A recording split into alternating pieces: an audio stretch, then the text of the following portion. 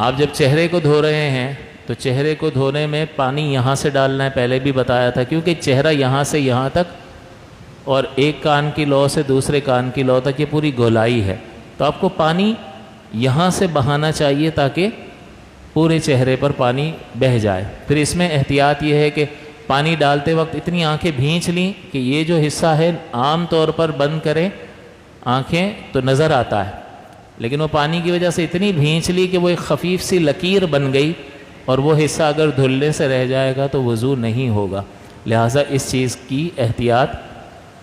کرنا ضروری ہے۔ اس مقام پر اکثر دیکھا گیا ہے کہ یہ حصہ خشک رہ جاتا ہے، لہٰذا اہتمام کے ساتھ یہاں پر پانی ڈالیں، یہاں اور یہاں پر پانی اہتمام کے ساتھ۔ ہماری عادت ہے کہ ہم اس طرف سے آنکھوں پہ پانی ڈالتے ہیں، اس پورشن پہ ڈالتے ہیں، یہاں سے پانی بہانا شروع کرنا چاہیے۔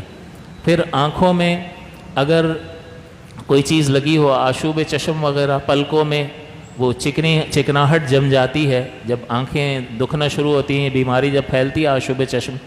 تو اس میں چکناہٹ جو ہے وہ بالوں میں پلکوں میں